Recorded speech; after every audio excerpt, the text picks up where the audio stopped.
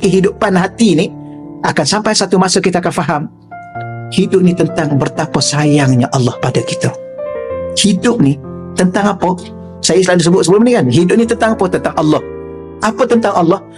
Hidup ini tentang betapa cinta dan kasihnya Allah kepada kita. Sebab tu apa pun kita buat, Allah tetap bagi kita segala-galanya. Apa kita buat? Dosa. Banyak dosa yang kita buat. Lalai. Dalam solat pun kita lalai. Kita ni berkira dengan Tuhan.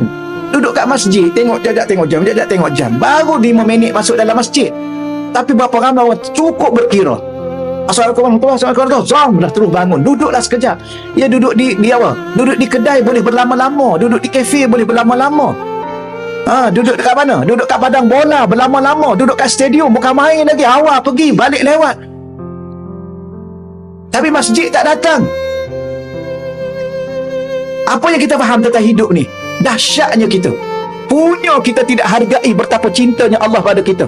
Dia bagi kita segala-galanya. Dia adakan kita, dia hidupkan kita, dia bagi rezeki pada kita, dia bagi keluarga pada kita, dia bagi segala apa yang kita happy. Sebab tu kan kita tanya soalan, hidup ni antara suka dengan sedih, mana banyak? Banyak suka. Gembira lah, gembira dengan sedih. Banyak gembira. Sehat dengan sakit, mana banyak? Banyak sehat. Makan dengan puasa, mana banyak? Banyak makan.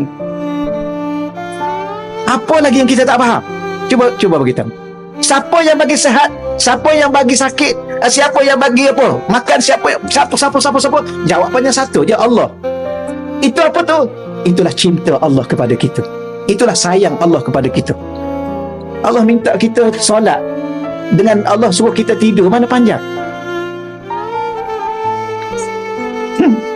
Subhanallah.